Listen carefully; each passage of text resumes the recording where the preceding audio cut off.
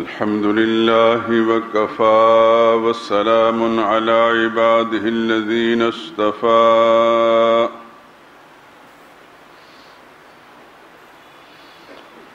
خصوصا على سيد الرسل وخاتم الأنبياء وعلى آله المجتبى وأصحابه الأتقياء.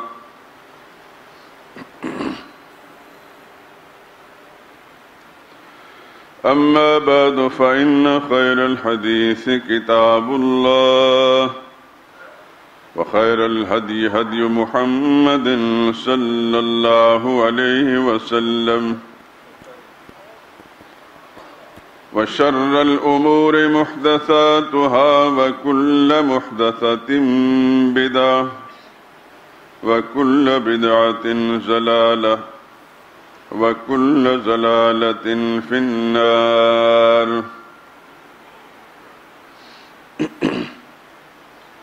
أعوذ بالله من الشيطان الرجيم. بسم الله الرحمن الرحيم. والذي جاء بالصدق وصدق به أولئك هم المتقون. لهم ما يشاءون عند ربهم ذلك جزاء المحسنين.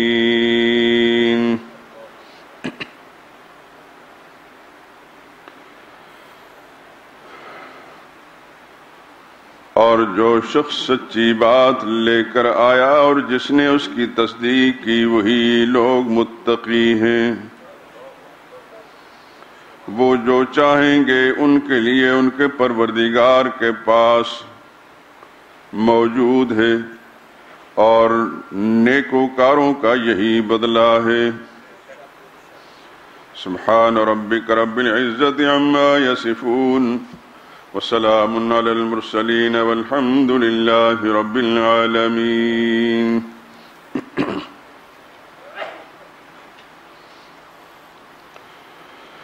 وقال رسول اللہ صلی اللہ علیہ وسلم ارحم امتی بامتی ابو بکر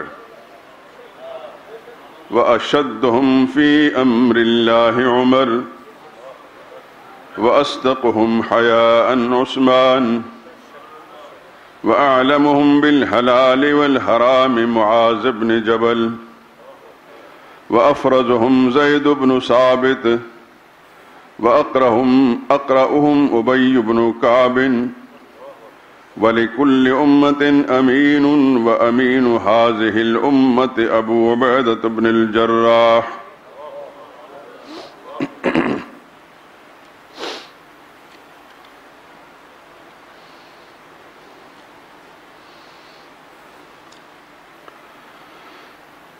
کوئی پیدا نہ ہوگا ایسا انسان روز محشر تک،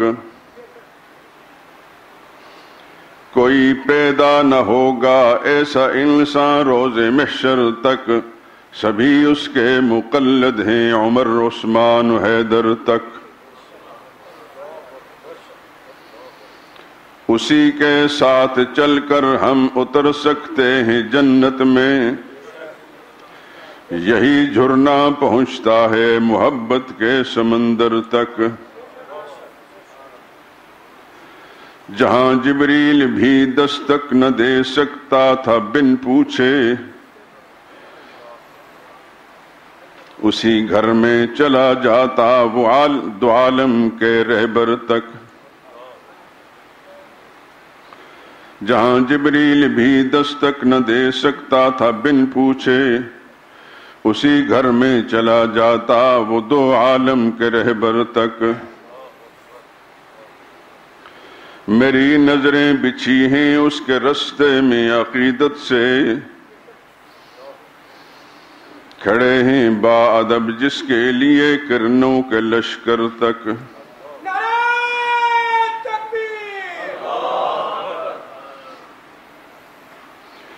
ابھی اس کی امامت کا نشہ ٹوٹا نہیں انجم، ابھی اس کی تلاوت میں ہے گم محراب و منبر تک، کوئی پیدا نہ ہوگا ایسا انسان روز محشر تک، سبھی اس کے مقلد ہیں عمر عثمان و حیدر تک۔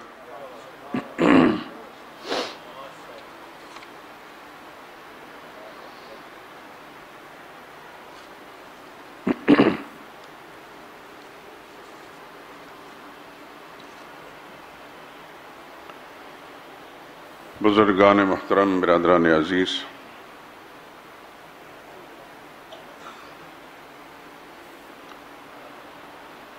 پچھلے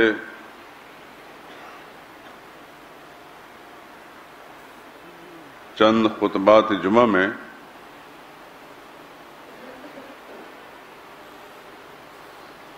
آپ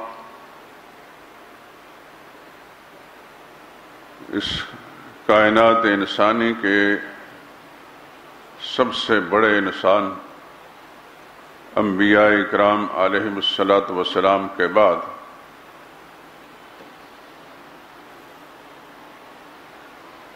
افضل البشر بعد الانبیاء،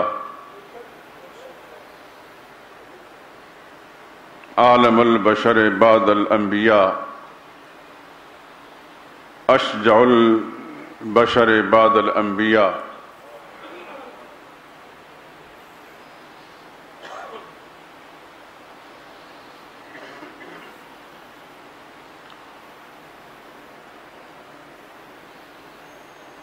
ارحم البشر بعد الانبیاء،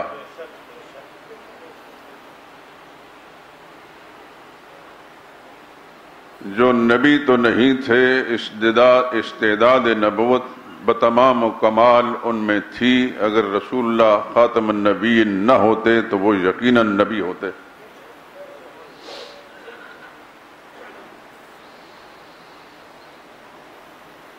میں حلفیہ یہ بات کہتا ہوں،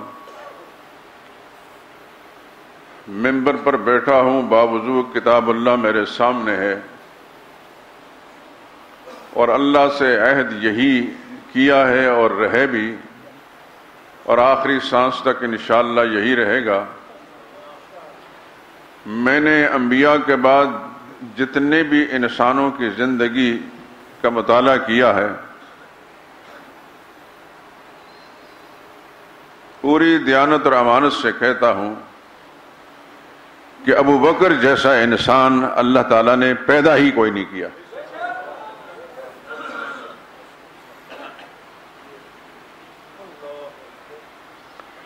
میں آپ کو ایک حدیث سناتا ہوں، آپ حیران رہیں گے۔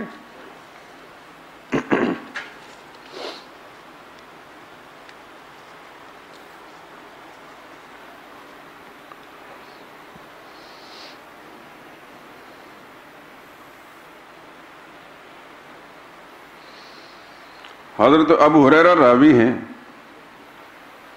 اور یہ مسلم شریف کی روایت۔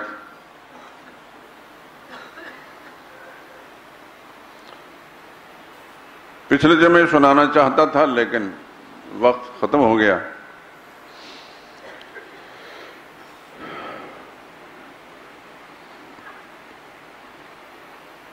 سرور کائنات صلی اللہ علیہ وسلم کے سامنے ایک شخص ایک گائے کو کھینچ کر یا بیل کو کھینچ کر لے جا رہا تھا۔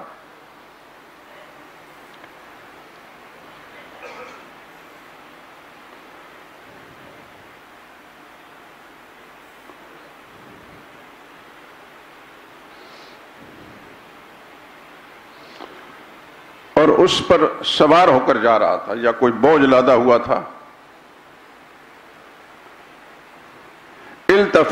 التفتت الیہ البقرہ، وہ گائے مڑ کر اس آدمی کی طرف مخاطب ہو کر کہنے لگی، انی لم اخلق لہذا، یہ میرے ساتھ کیا کام کر رہے ہو، میں اس کے لیے تو نہیں بنائی گئی۔ وقد خلقت للحرث، مجھے تو کھیتی باڑی کے لیے اللہ نے پیدا کیا ہے۔ فقال الناس سبحان اللہ، لوگ اس کی گفتگو سن کر، اس کی جانور کی بات سن کر کہنے لگے سبحان اللہ، تعجباً و فزعاً، کچھ گھبراہٹ بھی تھی اور تعجب بھی تھا. البقرۃ تکلم، یہ گائے بات کر رہی ہے، یعنی ہمیں تو یقین نہیں ہو رہا، ہمارے لیے تو حیران کن بات ہے. فقال رسول اللہ صلی اللہ علیہ وسلم فإنی أؤمن به وأبو بکر وعمر، تم مانو یا نہ مانو میں اس بات پر ایمان رکھتا ہوں، اور میرے ساتھ ابو بکر بھی ایمان رکھتا ہے اور عمر بھی ایمان رکھتے ہیں کہ اللہ جب کسی سے بلانا چاہیں جو جانور کیوں نہ ہو بول سکتا ہے، بات کر سکتا ہے. کوئی انکار کرے تو کرے، لیکن میں اور ابو بکر عمر انکار نہیں کر سکتے. یعنی صداقتوں اور سچائیوں کی ہر تصدیق میں ابو بکر عمر میرے ساتھ ہوں گے. اور انہی ابو ہریرہ سے ایک روایت ہے، سرور کائنات صلی اللہ علیہ وسلم فرمایا بینما راعٍ فی غنمہ، ایک چرواہا اپنی بکریوں کے اندر موجود تھا. عدا علیہ الذئب، اچانک ایک بھیڑی آیا اور وہ فاخذ منھا الشاۃ، ایک بکری کو لے کر بھاگ گیا. فطلبہ الراعی، اور وہ چرواہا اس کے پیچھے بھاگا، حتی استنقذھا، اس سے چھڑا لی. فالتفت الیہ الذئب، بھیڑیا ذرا فاصلے پر جا کر مڑ کر کہنے لگا، بھیڑیا بولتا ہے فقال له من له اليوم سبع یوم لیس له راع، جب کوئی چرواہا ان کی نگرانی کرے گا اس وقت کوئی بھیڑیا آ کر ان پر جب جھپٹے گا تو پھر کون ان کی حفاظت کرے گا. فقال الناس سبحان اللہ، لوگ کہنے لگے یہ اللہ بڑا پاک ذات ہے. فقال رسول اللہ صلی اللہ علیہ وسلم فإنی أؤمن بذلک، یہ بھیڑیا بول رہا ہے تمہارے لیے تعجب کی بات ہے، میں اس بات پر ایمان رکھتا ہوں اور ابو بکر عمر بھی ایمان رکھتے ہیں. زندگی کے ہر موڑ پر اللہ کے نبی نے بغیر پوچھے آنکھیں بند کر کے اپنے ساتھ ابو بکر عمر کو ملایا ہے.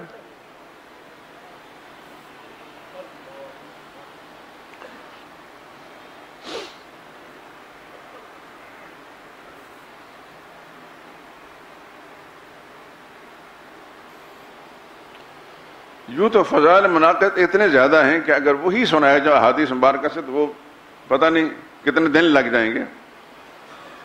وہ سب سنانے مقصود نہیں، مقصود کچھ اور چیز ہے.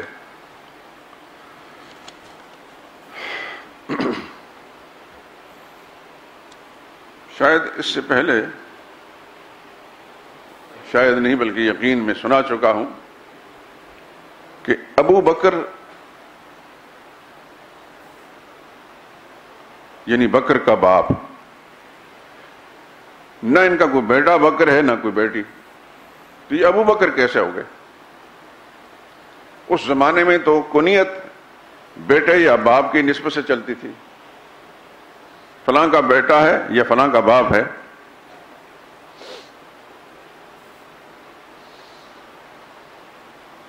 ان کا بیٹا بھی کوئی نہیں، بیٹی بھی کوئی نہیں اس نام کی. اس پر بہت سے علماء، محدثین، مفسرین، فقہا غور و خوض کر کے تبصرے کیے ہیں. خلاصہ سب کا یہ ہے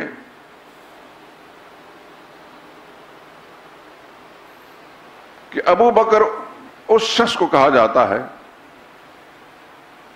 جو خیر کے، اچھائی اور بھلائی کے کاموں میں سب سے آگے آگے رہتا ہے. اس سے کوئی انسان بڑھ نہیں سکا. پچھلے جمعے میں آپ نے سنا تھا غزوہ تبوک کے موقع پر جب رسول اللہ نے چندے کی اپیل کی، چونکہ بہت تنگی کا زمانہ تھا تو اپنی اپنی بساط کے مطابق صحابہ اکرام نے جو کچھ دینا تھا حضور کی خدمت میں پیش کیا. سیدنا عثمان نے تو 1/3 لشکر کا انتظام کیا، اور حضرت عمر فرماتے ہیں کہ اس دن میں بڑا خوش تھا کہ میرے پاس کافی پیسے تھے، کافی مال تھا، تو میں نے آدھا اپنے اہل و عیال کے لیے اور آدھا حضور صلی اللہ علیہ وسلم کی خدمت میں پیش کر دیا، اور دل میں سوچتا تھا آج میں ابو بکر سے بڑھ جاؤں گا.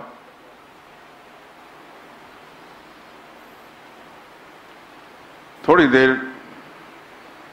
کے بعد ہم انتظار کر رہے تھے وہ کیا کریں گے، ابوبکر کیا کریں گے. ہمارے خیال کے مطابق ان کے پاس اتنے پیسے نہیں تھے جتنے ہمارے پاس تھے. تھوڑی دیر کے بعد وہ رازدان نبوت آیا جس کو اللہ تعالیٰ نے پیدا ہی حضور صلی اللہ علیہ وسلم کی رفاقت کے لیے کیا تھا. وہ ایک گٹھڑی سارے سرمایے کی باندھ کر رسول اللہ صلی اللہ علیہ وسلم کی خدمت میں لا کر پیش کر دی. تو قرائن سے سمجھ لیا حضور صلی اللہ علیہ وسلم نے کہ شخص نے اپنے گھر والوں کے لیے کچھ نہیں چھوڑا ہوگا. چنانچہ حضور نے پوچھ بھی لیا ابوبکر گھر والوں کے لیے کیا چھوڑا ہے؟ تو فرمایا اللہ اس کے رسول کی محبت ہی چھوڑ کر آیا ہوں. حضرت عمر فرمانے لگے اس دن میں نے عہد کیا کہ آج کے بعد میں ابوبکر سے آگے بڑھنے کی کوشش کروں گا ہی نہیں، اس لیے کہ میرا رب اس کا منشا یہ ہے کہ ابوبکر سے آگے بڑھے گا کوئی نہیں.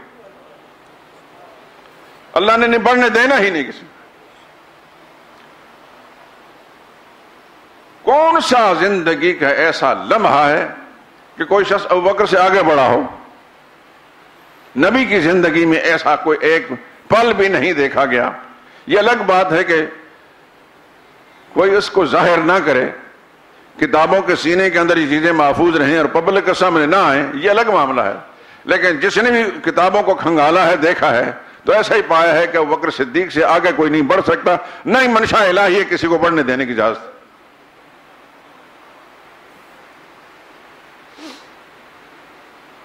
ابوبکر پہلا شخص ہے جس کا اللہ کے نبی نے نام بدلا. اب نے پڑھا ہوگا یقیناً زمانہ جاہلیت میں ان کا نام عبد الکعبہ تھا. حضور کے ساتھ جب رفاقت آئی تو حضور نے ان کا نام عبد الکعبہ سے عبداللہ تبدیل فرمایا.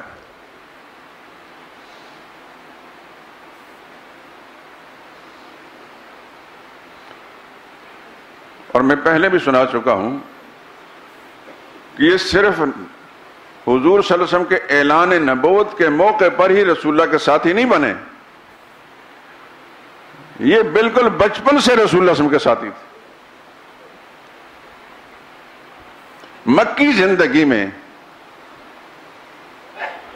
کم از کم میرے مطالعے میں نہیں آیا کہ حضور صلی اللہ علیہ وسلم کے خاندان کا یعنی بنو ہاشم میں سے کوئی شخص رسول اللہ صلی اللہ علیہ وسلم کا دوست اور مخلص جانثار ساتھی ہوا ہو.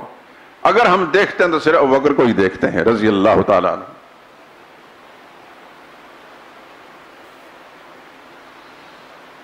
بلکہ ایک ہاشمی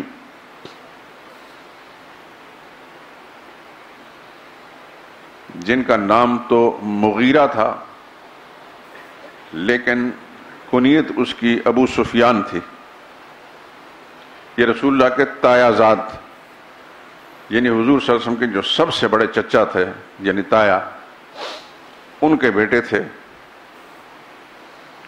یہ بچپن میں رسول اللہ صلی اللہ علیہ وسلم کے ساتھ انہوں نے رضاعت اس میں مشترک تھے، یعنی جس ماں کا دودھ حضور نے پیا تھا اسی کا ابو سفیان مغیرہ نے بھی پیا تھا. یہ ابو سفیان وہ نہیں ہیں جو مشہور ہیں، یہ خیال رکھنا.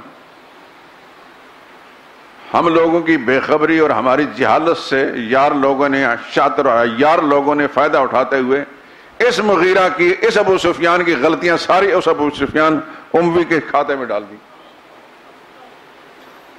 کیونکہ ہمیں پتہ ہی نہیں اپنے گھر کی، جو چاہے کہتا رہے. آپ تجربہ کر کے دیکھ لیں. آج آپ نے سن لیا، اپنی مسجد کے امام سے پوچھیں کہ حضور صلی اللہ علیہ وسلم کا کوئی قریبی عزیز ابو سفیان نام کا بتاؤ وہ کون تھا. انشاءاللہ جواب جو سنیں گے تو آپ پتہ چل جائے گا. یعنی ہماری اکثریت کی بے خبری کا یہ عالم ہے. مجھے پبلک سے کوئی گلہ نہیں، جو مذہب کے ٹھیکیدار ہیں ان کو ہی پتہ نہیں. یہ نہیں کہ مجھے پتا ہے تو وہ ان کو پتہ چل نہیں سکتا، اہمیت نہیں ہمارے ذہنوں کے اندر. رسول اللہ صلی اللہ علیہ وسلم کی ذات اور آپ کے خاندان اور آپ کے متعلقین کے بارے میں پوری معرفت اور پہچان حاصل کرنا یہ مسلمان کی ذمہ داری ہے ازروع قرآن. یاد ہوگا آپ کو کچھ عرصہ پہلے میں ایک آیت بار بار سناتا رہا سورہ احزاب کی، النبی اولیٰ بالمؤمنین من انفسہم، نبی کی ذات اہل ایمان کی اپنی جانوں سے زیادہ قریب ہونی چاہیے، یعنی اپنی جان کا اتنا پتہ نہیں ہونا چاہیے جتنا کہ نبی کریم صلی اللہ علیہ وسلم اور ان کے متعلقین کا پتہ ہونا چاہیے۔ ہمیں حضور صلی اللہ علیہ وسلم کی اولاد کی تفصیل کا علم نہیں، رسول اللہ صلی اللہ علیہ وسلم کی ازواج مطہرات کے بارے میں پوری تفصیل کا علم نہیں، رسول اللہ صلی اللہ علیہ وسلم کے جو ربیب یا لیپالک گزرے ہیں ان کے بارے میں ہم نہیں جانتے، رسول اللہ صلی اللہ علیہ وسلم کے چچا کتنے تھے، کون کون تھے، کون مسلمان ہوا کون نہیں ہوا، کیا کیا نام تھے، ان کے بارے میں نہیں جانتے۔ بس اتنا کافی ہے کہ حضور کا نام آیا تو اپنے انگوٹھے چوم لیے صدقے یا رسول اللہ، بس عشق و محبت کا حق ادا ہو گیا، جھنڈیاں لگا لی ربیع الاول کے مہینے میں، میلادیں کرا لی، نعرے لگا دیے، بس حضور کی محبت کا حق ادا ہو گیا۔ یوں نہیں میرے دوستو، شریعت کا قرآن کا یہ مطالبہ ہے کہ نبی کی ذات کے بارے میں پورا تعارف حاصل کریں ہر پہلو سے۔ اور یہ جو میں گزارش کر رہا ہوں آپ حضرات سے، صرف معلومات دینے کے لیے نہیں بلکہ یہ پیغام دے رہا ہوں کہ میری ذمہ داری بھی اور آپ کی ذمہ داری بھی ہے۔ خود معلوم نہیں تو علماء سے پوچھ کر کے حضور کی زندگی سے متعلق، رسول اللہ کے رشتوں سے متعلق کس کس کتاب کا مطالعہ کریں۔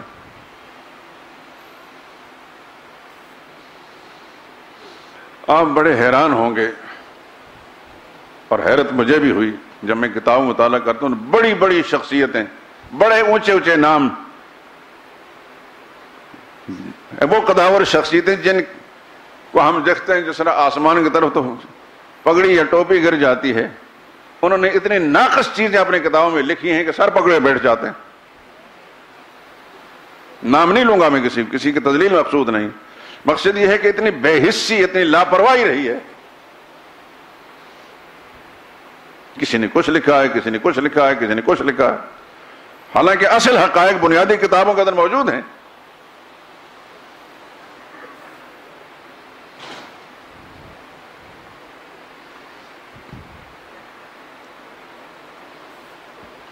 آج کی اس نشست کے حوالے سے میں پچھلی کوئی بات آپ کو یاد دلا رہا ہوں کہ میں نے کسی موقع پر یہ بتایا تھا کہ نبی کریم صلی اللہ علیہ وسلم کے اپنے اولاد 4 صاحبزادیاں اور 3 صاحبزادے، 7 بچے تھے، لیکن رسول اللہ صلی اللہ علیہ وسلم کے لے پالک نہیں کچھ بچے جو آپ کی دیگر ازواج مطہرات کے ساتھ آئے، اس کے بارے میں عام طور پر ہمارے مسلمان نہیں جانتے۔ یاد رکھیے کہ رسول اللہ صلی اللہ علیہ وسلم کی 2 بیویاں 7 بچے بھی لے کر آئی تھی پہلے شوہروں سے، سیدہ خدیجہ رضی اللہ تعالیٰ عنہ، ان کے ساتھ 5 بچے آئے تھے، 4 بیٹے اور 1 بیٹی، اور سیدہ ام سلمہ رضی اللہ تعالیٰ عنہ بڑی شان کی صحابیہ تھیں، ام عائشہ صدیقہ رضی اللہ تعالیٰ عنہ کے بعد ازواج مطہرات میں بہت بڑی عاقلہ، بڑی فاضلہ، بڑی دانا، دور اندیش، وہ بھی 5 بچے ساتھ لے کر آئی تھی، 2 بیٹے تھے اور 3 بیٹیاں تھیں۔ حضرت خدیجہ کے 4 بیٹے تھے اور 1 بیٹی تھی، یہ کتنے ہو گئے؟ 10۔ تو اپنے رسول اللہ صلی اللہ علیہ وسلم کے ساتھ حضور صلی اللہ علیہ وسلم نے 17 بچوں کی کفالت کی ہے، لیکن عام طور پر آپ کو کتابوں میں نہیں نظر آئے گا، کسی نے کچھ لکھا، کسی نے کچھ لکھا، بس خدا کی قسم بعض اوقات کتابیں پڑھتے ہوئے نا اتنی کدورت سی ہو جاتی ہے، یا اللہ یہ کیا لکھ دیا انہوں نے، کیونکہ تصویر کے سارے رخ جس انسان نے دیکھے ہو نا، تو کسی ایک جگہ میں کوئی ناقص عبارت پاتا ہے تو پھر تکلیف تو ہوتی ہے۔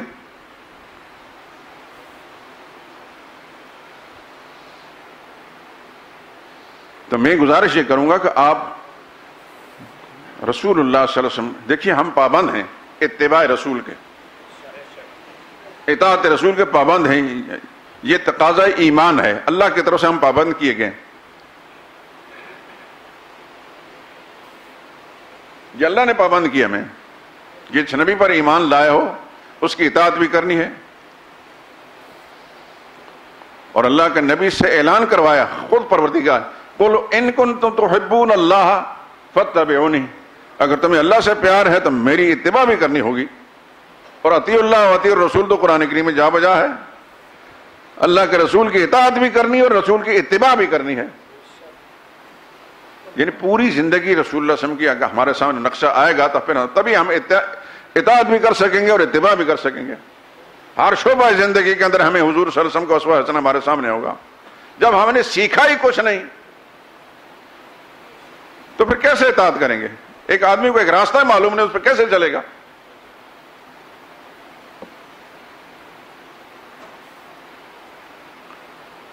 تو حضور صلی اللہ علیہ وسلم کہ ایک قریبی عزیز کا میں ذکر کر رہا تھا کہ اس نے 20 سال تک، پورے 20 سال تک ہماری تاریخ کی کتابیں لکھا کہ حضور صلی اللہ علیہ وسلم کی اتنی شدید مخالفت کی. اس کا نام تھا مغیرہ یعنی ابو سفیان.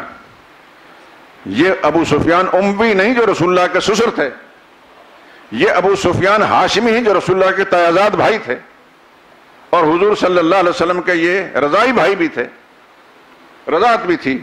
لیکن جب حضور نے نبوت کا اعلان فرمایا تو دیگر مشرکین کی طرح یہ بھی اتنی شدید مخالف رہے کہ یہ شاعر تھے اور شاعری کے ذریعے سے حضور صلی اللہ علیہ وسلم کی مذمت کیا کرتے تھے.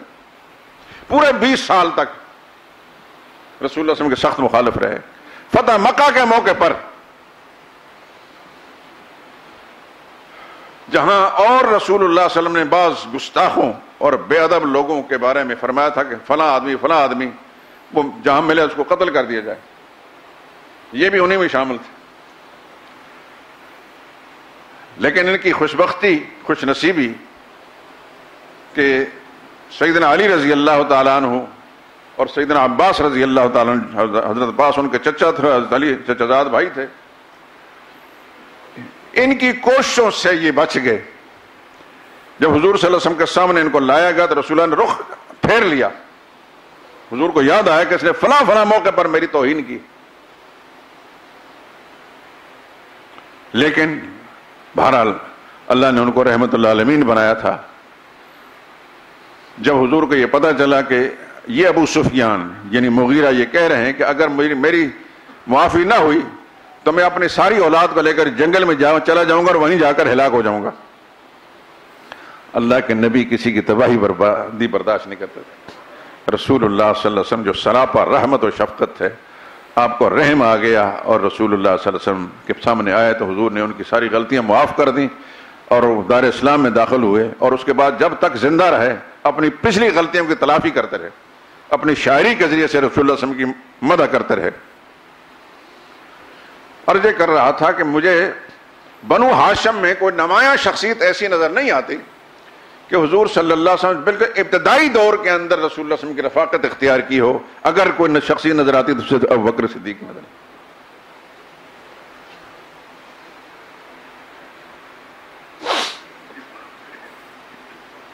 یہی وہ شخص ہے جس کو حضور صلی اللہ علیہ وسلم نے عتیق بھی فرمایا تھا،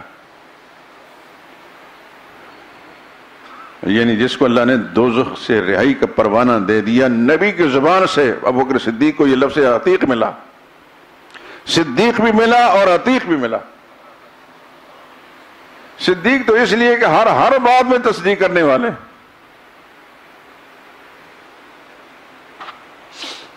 صدیق اکبر وہ انسان ہے جو خوابوں کی تعبیر بتایا کرتے تھے. ابن سیرین ایک بہت بڑے تابعی گزرے ہیں. آج ہمارے سامنے جتنی کتابیں بھی تعبیر کی ملتی ہیں ابن سیرین کی ہیں. وہ کہتے ہیں ابوبکر صدیق ابو بکر آبر حاضر الامہ، اس امت کا سب سے بڑا معبر تعبیر دینے والا جو ہے ابوبکر تھے. ابوبکر صدیق کو اللہ نے یہ شرف بھی دیا تھا، یہ انساب کے بڑے ماہر تھے، خاندان اور قبیلوں کے سلسلہ نسب کو بہت جانتے تھے.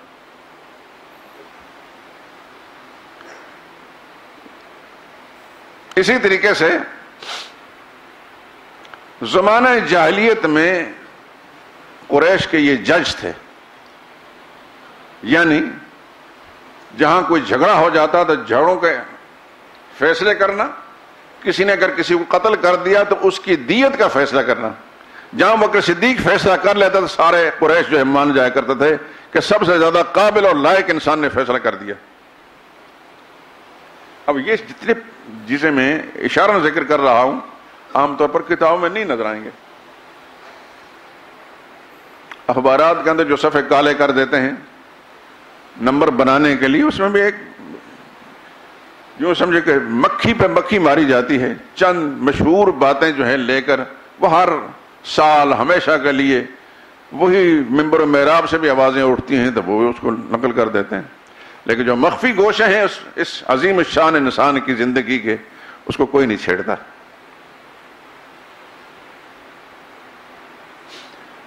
آپ سن چکے ہیں کہ یہ وہ خوش نصیب انسان ہے رسول اللہ صلی اللہ علیہ وسلم کو رفقا میں کہ جس نے زمانہ کفر میں، زمانہ جاہلیت کے اندر بھی نہ تو بت پرستی کی اور نہ ہی شراب کو ہاتھ لگائی. ان کی والدہ نام معلوم ہے، سیدنا صدیق اکبر کی والدہ، ان کا نام ہے سلمہ اور ام الخیر کے نام سے مشہور ہے، کتابوں میں ام الخیر. وہ خود فرماتی ہیں کہ ایک دفعہ ابوبکر صدیق حمل میں تھے تو زمانہ کفر کے اندر میں نے بت کو سجدہ کرنے کی کوشش کی تو حمل نے مجھے روک دیا.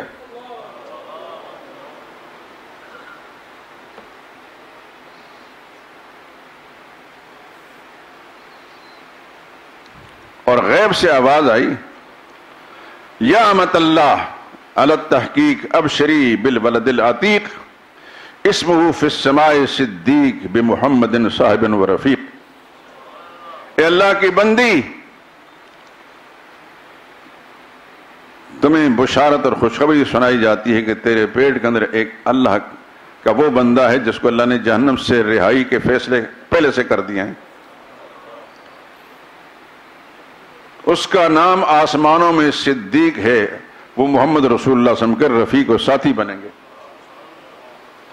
کہتے ہیں میں نے بت کو سجدہ کرنے کی کوشش کی تو ایک دم اندر سے غیبی آواز آئی اور پیٹ کے اندر سے بچے نے کچھ ایسی حرکت کی اللہ کے نظام کے تحت کہ میں نیچے جھوک ہی نہیں سکی. اور آپ سن چکے ہیں کہ صدیق اکبر کو ایک دفعہ ان کے والد ابو قحافہ بت خانے میں لے گئے سجدہ کرنے کے لیے، بت پرستی کے لیے. تو یہ چھوٹے سے بچے تھے، انہوں نے جاتے ہی اس بت کو گرا دیا.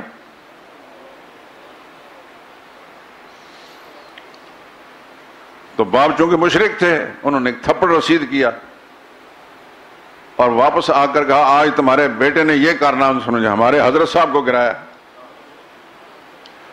اس وقت سلمہ نے پھر یہ کہا کہ جناب یہ تو وہ بچہ ہے کہ حمل کے اندر انہوں نے یہ کارنامے سر انجام دیے تھے، مجھے اس وقت بت کو سجدہ کرنے کی اجازت نہیں دی تھی. اور اسی زمانے کے اندر مجھے ایک غیبی آواز کے اندر یہ اشعار ملے تھے.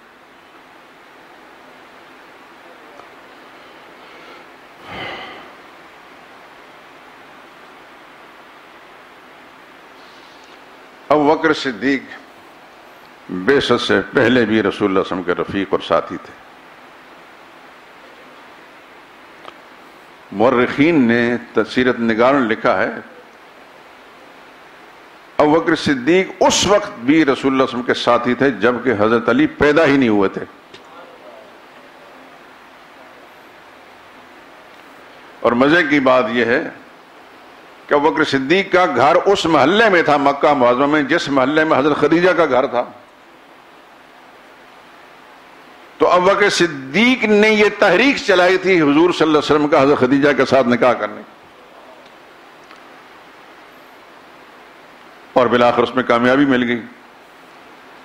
یہ بات آپ نے کہیں پڑھی بھی نہیں ہوگی، سنی بھی نہیں ہوگی، آج میں سنا دیتا ہوں کہ رسول اللہ صلی اللہ علیہ وسلم کے پاس اس وقت ایک امیر زادی، ایک امیر دولت مند خاتون کے ساتھ شادی کرنے کے لیے وسائل نہیں تھے.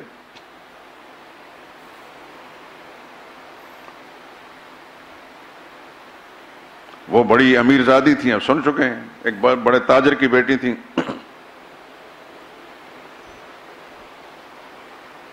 حضور صلی اللہ علیہ وسلم اس وقت نبی نہیں تھے، یہ بھی یاد رکھیں.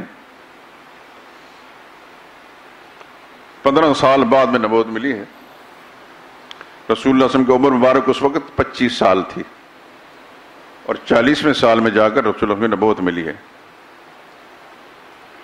سیدہ خدیجہ رضی اللہ تعالی عنہ خوش بھی ہوئی، راضی ہوئی. اس سے پہلے بہت ساری بشارتیں وہ سن چکی تھیں، اس کی تفصیل میں پھر کسی موقع پر حضرت خدیجہ کا تذکرہ جب کرنے لگا تو کروں گا انشاءاللہ. بس دعا کریں گے اللہ تعالیٰ ہمیں موقع دیتا رہے. میری یہ تمنا ہے، میری خواہش ہے کہ جب تک میں زندہ رہوں حضور صلی اللہ علیہ وسلم کی حیات طیبہ اور آپ کی ذات مبارکہ سے متعلق تمام شعبوں کے بارے میں گفتگو کر کے آپ کو میں صحیح بات تک آگاہ کر دوں. نعرہ لگانے سے کسی سے محبت کا حق ادا نہیں ہوتا میرے دوستو. سچی محبت یہ ہے کہ اس ذات کے بارے میں معلومات انسان کرے، اور جتنی گہرائی میں انسان جائے گا اسی درجے میں محبت پکی ہوتی چلی جاتی. یہ ہر انسان سمجھتا ہے جس کو اللہ تعالیٰ نے فراست عطا کی ہے. اللہ سے دعا کریں، میں دعا کرتا ہوں آپ آمین کہیں. یا اللہ ہمیں حضور صلی اللہ علیہ وسلم کی حیات طیبہ کے سارے گوشوں سے آگاہ فرما دے، اور حضور کی وہ محبت اور وہ عقیدت یا اللہ جو تجھے پسند ہے وہ ہم سب کو نصیب فرما دے. اور حضور صلی اللہ علیہ وسلم کے تیار کردہ وہ مقدس جماعت جنہیں صحابہ اکرام کہا جاتا ہے، یا آپ کے اہل بیت یعنی ازواج مطہرات، یا اللہ ان کے بارے میں پوری طرح معلومات کے ساتھ ساتھ ان کی سچی محبت اور اطاعت اور اتباع نصیب فرما. اللہ سے مانگنے میں تو کوئی بخل نہیں کرنا چاہیے نا، اور وہ کریم ذات ہے. دل سے نکلی بات اب کبھی اثر کر جاتی ہے. تنہائیوں میں اللہ تعالیٰ سے دعا مانگا کریں، یا اللہ ہمیں حضور کی سچی محبت نصیب فرما، اور اس کے جتنے تقاضے ہیں ان کو پورا کرنے کی توفیق عطا فرما.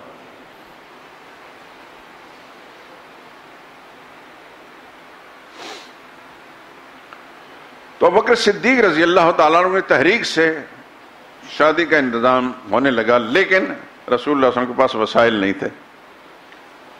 تو حضور صلی اللہ علیہ وسلم کے چچا اس وقت جو موجود تھے، اس وقت مخالف تو کوئی نہیں تھا کیونکہ نبوت کا اعلان نہیں کیا تھا.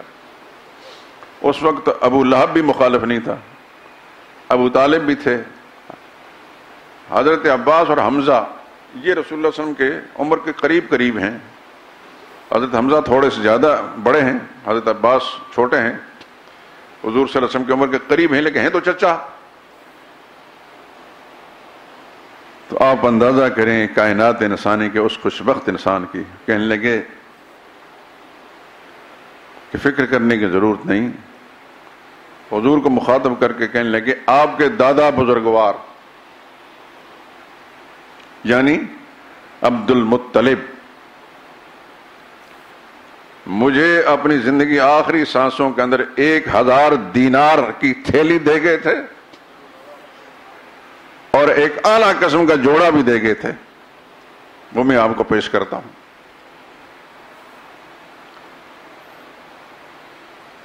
چنانچہ انہوں نے اس وقت پیش کیا سونے کے دینار 1000 دینار. مورخین نے بات لکھی ہے کہ اس وقت صدیق اکبر نے یہ نہیں فرمایا کہ میں انتظام کرتا ہوں، کیونکہ صدیق اکبر کا جو خلوص تھا، جو محبت تھی، جو ایمان تھا، وہ اس میں کسی صورت میں نہیں چاہتے تھے کہ حضور صلی اللہ علیہ وسلم پر کسی قسم کا احسان کیا جائے. ان کے دادا نے کچھ نہیں دیا تھا، یہ صدیق اکبر اپنی طرف سے کر رہے تھے، لیکن اس وقت مجمع عام کے اندر یہ تاثر دینے کے لیے کہ حضور صلی اللہ علیہ وسلم پر کسی کا احسان نہیں، یہ اپنی ہی رقم ہے، اپنی دولت ہے. چنانچہ شادی کا انتظام ہو گیا. تو پھر مورخین نے لکھا ہے کہ رسول اللہ نے فرمایا کہ میرے ساتھ ساتھ رہے گا ابو بکر. آپ کے اس پاکستان میں بھی ہوتا ہے سارے میں، لیکن پنجاب میں کیا ہوتا ہے کہ جب دلہا کہیں چلتا ہے تو اس کے ساتھ ایک آدمی جو چلتا ہے اس کو کیا کہتے ہیں؟ شاہبالہ. گویا صدیق اکبر وہ خوش نصیب انسان ہے کہ سب سے پہلے محمد مصطفیٰ صلی اللہ علیہ وسلم کا شاہبالہ بننے کی ان کو سعادت نصیب ہوئی. یہ وہ گوشے ہیں جو عام طور نہیں بیان کیے جاتے ہیں.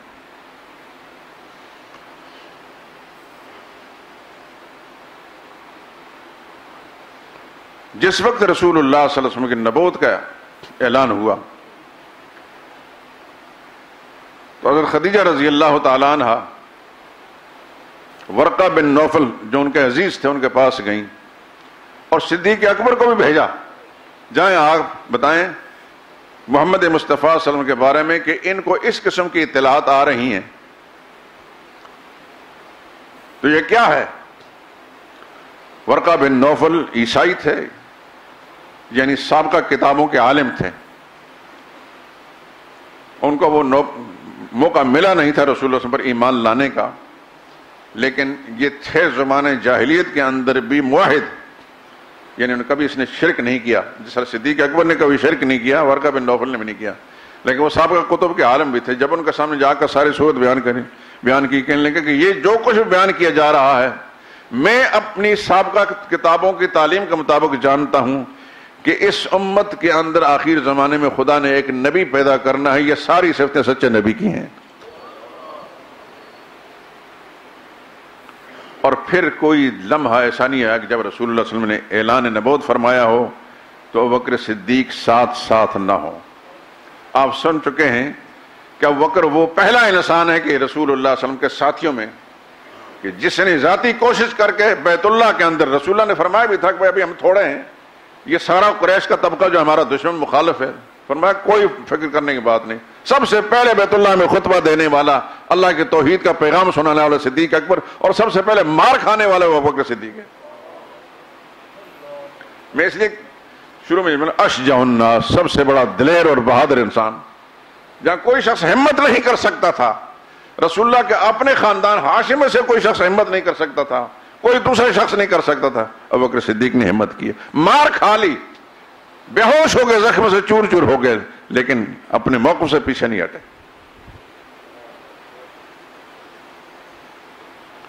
اور یہ بات خیر آپ سن ہی چکے ہیں اور آپ کا انشاءاللہ ازبر ہو گئی ہوگی کہ شروع نبوت میں کے زمانے میں جب حضور صلی اللہ علیہ وسلم اللہ کی توحید کا پیغام سنایا اور مسلمان بہت تھوڑی تعداد میں تھے اور مشرکین کا غلبہ تھا، تو حضور صلی اللہ علیہ وسلم کے ایک لے پالک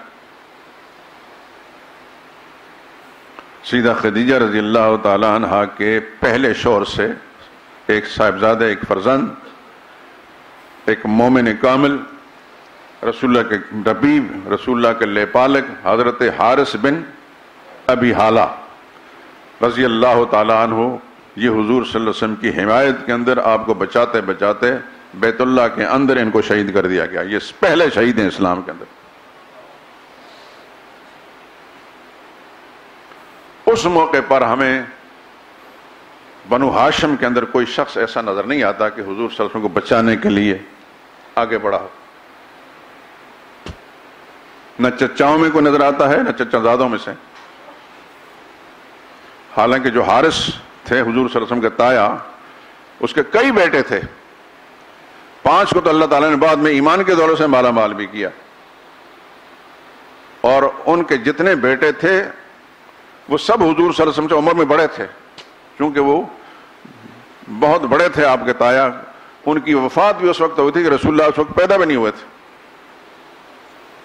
اور ان کے بیٹے بعد مسلمان ہوئے، بڑے جل قدر صحابی تھے، ان میں سے یہ مغیرہ جن کا تذکر میں کرتا ہوں، یہ بھی ہیں۔ 5 بھائی تھے یہ، اور بڑے نامی گرامی لوگ تھے، لیکن شروع اسلام کے اندر رسول اللہ صلی اللہ علیہ وسلم کی حمایت میں ان سے کوئی نہیں کھڑا ہوا۔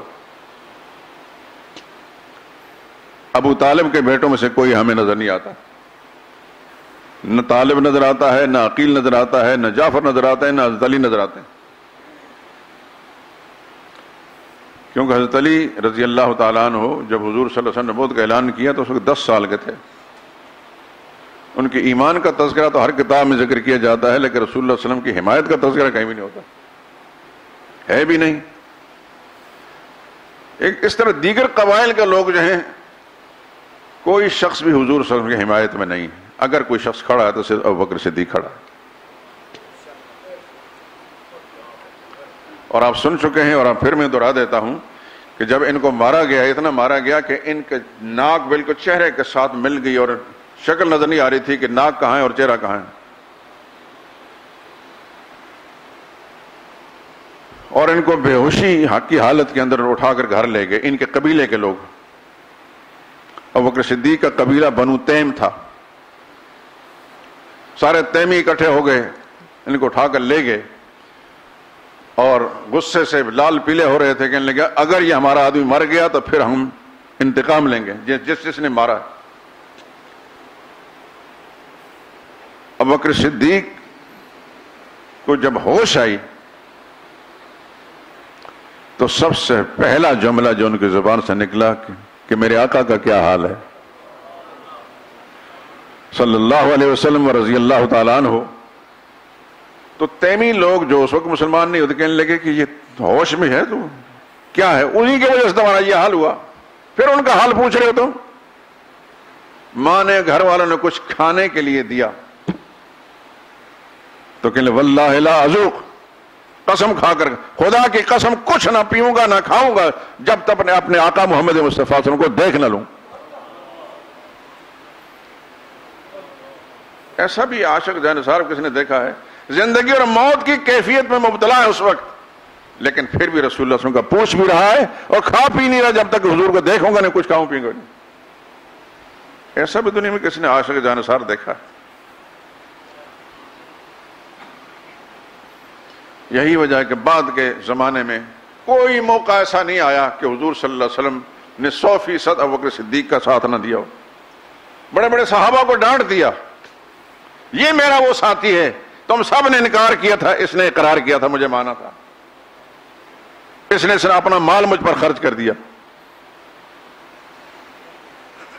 اس نے اپنی زندگی داؤ پر لگا دی تھی، تم سب میرے مخالف تھے، یہ میرا ساتھی تھا، اس لیے اس کے خلاف کوئی بات برداشت نہیں کر سکتا۔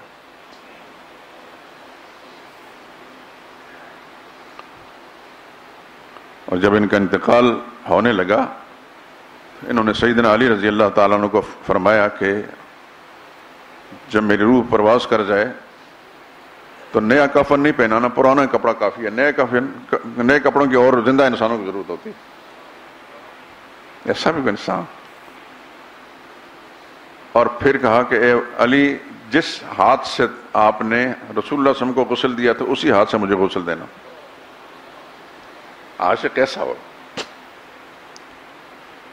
اور پھر میری میت کو کفن وغیرہ پہنا کر رسول اللہ صلی اللہ علیہ وسلم کی قبر مبارک کے پاس، اس وقت یہ کیفیت نہیں تھی جو اس وقت آپ دیکھتے ہیں، کوئی اس پر کمرہ نہیں تھا، کوئی چھت نہیں تھی، بس عائشہ صدیقہ رضی اللہ تعالیٰ عنہ کا وہ حجرہ تھا جس میں حضور دفن کیے گئے۔ تو کہنے لگے جا کر دروازے کے پاس دروازہ کھولنے کی کوشش نہیں کرنا، یہ کہہ دینا السلام علیکم یا رسول اللہ، اللہ کے رسول آپ پر سلام ہو، آپ کا یہ رفیق اور آپ زندگی کے ساتھی جو ہے وہ فوت ہو گیا ہے۔ اتنی بات کہنی تھی کہ دروازہ خود بخود کھل گیا۔ صدیق اکبر نے فرمایا تھا کہ دروازہ خود کھل گیا تو ٹھیک، نہ کھلا تو مجھے عام مسلمانوں قبرستان میں دفن کر دینا۔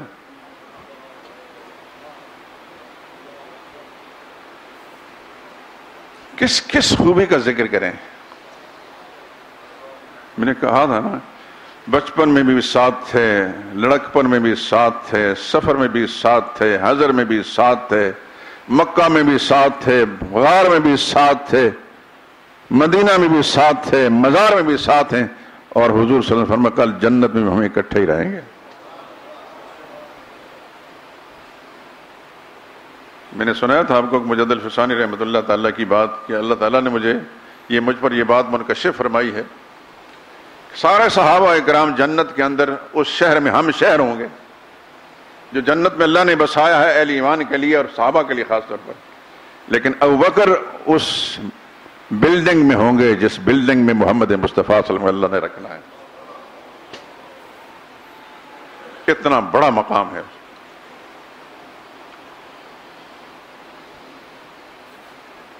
آپ دیکھتے ہیں کہ فاروق اعظم جیسا عظیم انسان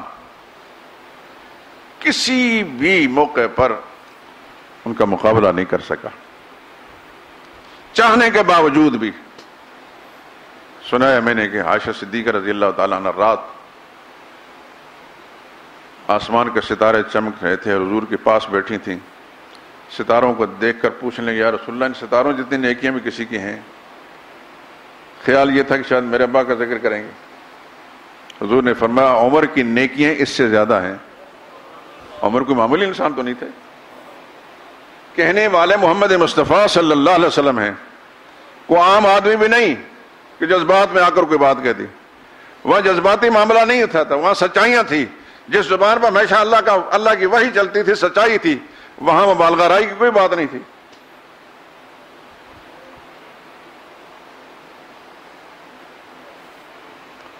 تو دل میں خیال آیا کہ میرے ابا کا ذکر نہیں کیا. عام حالات زندگی کے اندر پیش انہی کو رکھا جاتا ہے. آج عمر کا نام آ رہا ہے. پوچھ بیٹھیں یا رسول اللہ تو پھر میرے ابا؟ فرمایا ان کا کیا پوچھتی ہو؟ ابوبکر کی ایک رات کی نیکی، ہجرت کی رات والی نیکی عمر کی ساری زندگی نیکیوں سے بڑھ کر ہے.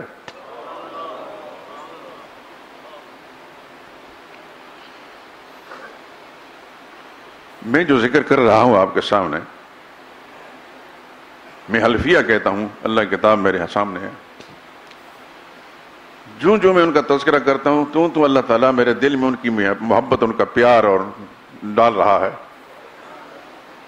اور میں اللہ کا شکر ادا کرتا ہوں. یا اللہ میرے اندر تو خوبی کوئی نہیں تھی، تیری ہی مہربانی ہے کہ تو نے اپنے محبوبوں کی محبت میرے دل میں ڈال دی. آپ یہ بتائیں، آپ یہ تذکرہ سننے کے بعد آپ کے دل کی کیفیت کیا ہے؟ ابوبکر صدیق کے ساتھ پیار ہے کہ نہیں؟ اللہ آپ کو سچا پیار نصیب فرمائے، آپ کی نسلوں کے اندر بھی خدا جاری رکھے. سب صحابہ کی محبت اور عقیدت خدا سب مسلمانوں کو نصیب فرمائے. کل محشر کے میدان میں جب جائیں تو خدا کے ساتھ سرخرو ہو کر جائیں، اور اسی شہر میں اللہ آپ کو بسائیں جس شہر میں صحابہ کرام کو بسائیں گے.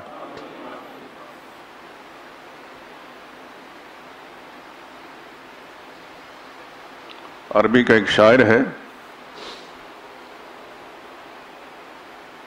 ذکر تو ابو حنیفہ کا کر رہا ہے، امام اعظم ابو حنیفہ رحمۃ اللہ تعالی علیہ کا. کسی نے ان کے سامنے امام صاحب کا تذکرہ کیا تو اتنا خوش ہوا کہ وہ کہتا اعد ذکر نعمان لنا ان ذکرہ. بھائی نعمان بن ثابت، امام ابو حنیفہ کا نام تھا نعمان بن ثابت کا ذکر دوبارہ کیجئے. ان ذکرہ هو المسک، وہ تو ایک کستوری ہے. ما کررتہ یتزوہ، جتنی دفعہ تم اس کو لوٹ پوٹ کرو گے، تذکرہ کرو گے، وہ خوشبو ہی دیتا رہے گا. تو اس میں تھوڑا تصرف کر کے کہیں گے کہ صحابہ کا تذکرہ وہ ایک کستوری ہے، جتنی دفعہ ذکر کریں گے انشاءاللہ خوشبو ہی پھولیں گے. اللہ ہمیں صحابہ کی سچی محبت نصیب فرمائے. صحابہ کی سچی محبت کا معنی یہ ہے کہ ہمیں نبی کے ساتھ سچی محبت ہے، اور نبی کے ساتھ سچی محبت کا مطلب یہ ہے کہ خدا کی ذات کے ساتھ صحیح تعلق ہے. حضور نے فرمایا تھا اللہ فی اصحابی، اللہ سے ڈرنا صحابہ کے معاملے میں. یہ حدیث کبھی ذہن سے محو نہ ہونے دینا میرے دوستوں، اور جب بھی کہیں دوسرے کو اصلاح کرنی ہو تو اس حدیث کو سنایا کریں، ان کے لفظوں کو بھی یاد کر لیں. اللہ فی اصحابی، یہ ہم نے حدیث کتابوں میں پڑھ کر بیٹھ کر جس طرح بچے رٹتے ہیں اس طرح رٹے نہیں. ایک دفعہ کسی محدث نے پڑھا، کسی استاد نے پڑھا، اللہ پاک نے دلوں کے اندر بٹھا دیا، دماغ میں لکھی گئی ہے. خدا کرے کہ اسی طریقے سے احادیث مبارکہ اور قرآنی آیات آپ کے دل و دماغ میں لکھی جائیں. اللہ فی اصحابی، خدا سے ڈرنا میرے صحابہ کے بارے میں. لا تتخذوہم غرضا من بعدی، میرے بعد ان کو ہدف ملامت نہ بنانا. فمن احبہم فبحبی احبہم، اس جملے پر غور کیجئے. جو میرے صحابہ سے پیار کرے گا اس خوش نصیب کو، چونکہ مجھ سے پیار ہے اس وجہ سے میرے ساتھیوں کے ساتھ پیار ہے. اگر مجھ سے پیار نہ ہوتا تو میرے ساتھی کبھی اچھے نہ لگتے.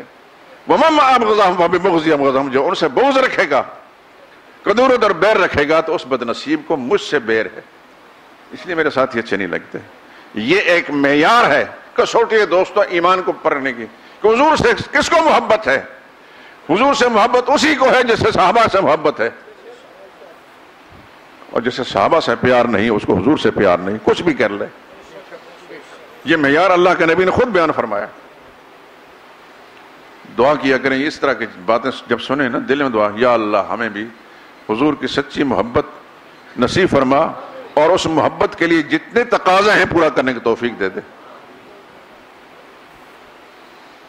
میں نے اس دن کسی محفل کے اندر ایک بات کہی تھی اور آج بات کہہ کے ختم کرتا ہوں۔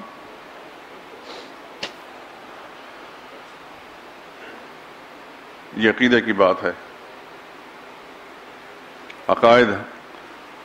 عقائد ہمارے سامنے مقدم چیز ہے۔ ہر مسلمان کے دل میں سب سے بڑی عظمت اللہ کی ذات کی ہونی چاہیے۔ یا اللہ ہمیں نصیب فرما دے، فہم بھی نصیب فرما اس کا، اور سچی محبت یا اللہ جو تیرے قرآن سے ہمیں معلوم ہوا، والذین آمنوا اشد حب للہ، جو ایمان والے سب سے زیادہ محبت کس سے رکھتے ہیں؟ اللہ سے رکھتے ہیں۔ اللہ ہمارے خالق ہیں، وہ مالک ہیں، وہ رازق ہیں، ساری کائنات کے مالک وہی ہیں۔ سب سے بڑی محبت کس کے ساتھ؟ اللہ کے ساتھ۔ خالق کے بعد پھر مخلوق میں جب آ جائیں تو سب سے زیادہ محبت انبیاء کے ساتھ، اور انبیاء میں پھر محمد مصطفیٰ صلی اللہ علیہ وسلم کے ساتھ۔ یہ عقیدہ ہے، یہ ایمان کے تقاضے ہیں۔ اور محمد مصطفیٰ صلی اللہ علیہ وسلم کے بعد پھر انسانیت میں سب سے زیادہ پیار صحابہ اکرام رضوان اللہ علیہ مجمعین کے ساتھ، باقی دنیا بعد میں ہے۔ کسی کو ابو حنیفہ سے زیادہ عقیدت ہوگی، کسی کو امام شافعی سے، کسی کو امام مالک سے، آزاد ہے ہر انسان، کوئی فرق نہیں پڑتا۔ لیکن صحابہ کے معاملے میں ہر مسلمان کو بڑا حساس ہونا چاہیے۔ وہ حدیث میں سنا ہے، لا تمس النار من رآنی اور رآ من رآنی، اس شخص کو آگ نہیں چھوئے گی، وہ آگ میں جا نہیں سکتا جس نے مجھے حالت ایمان میں دیکھا، یا میرے دیکھنے والے کو حالت ایمان میں دیکھا، اس کا آگ کے ساتھ کوئی تعلق بھی نہیں، سیدھا لفظ میں سیدھا جنتی ہے وہ۔ اللہ ہمیں اس حدیث کا مصداق بنا دے۔ وآخر دعوانا الحمدللہ رب العالمین۔ یہ ایک کتاب ہے، کسی عرب عالم نے لکھی ہے اور پاکستان کے کسی شخص نے اس کا ترجمہ کر دیا، زندگیاں صحابہ کی۔ چونکہ آج کل جمعے پر تذکرے صحابہ کے ہو رہے ہیں، کیا ہے جی، آج کل کچھ علماء فتویٰ کی شکل میں یہ بیانات دیتے نظر آتے ہیں کہ تمام صحابہ کو گالی بھی دی جائے تو کفر لاگو نہیں ہوتا، خدا ہی ہدایت دے، بس ان کے لیے دعا کریں خدا ان کو ہدایت دے یا ایسوں سے نجات دے۔ جن کی ایمان کی شہادت میرے رب دے، اولئک هم المؤمنون حقا، پکے ایمان والے ہیں۔ اور کوئی شخص یہ کہے کہ یہ کافر ہیں تو اس کا مطلب وہ خدا کی تردید کر رہا ہے، اور جو اللہ کی تردید کرتا ہے اس کا اسلام سے کیا تعلق؟ خطبہ کے درمیان نعروں غیر ضروری اضافے کی وجہ سے بیان کا لطف ختم ہو جاتا ہے۔ صحابہ کی عظمت کے نعرے یا اللہ کے نبی کی محبت کے نعرے لگانے میں تو کوئی حرج کی بات نہیں، لیکن میرے لیے کوئی نعرے لگا کسی اور کے لیے میں اس کو پسند نہیں کرتا، سیدھی بات۔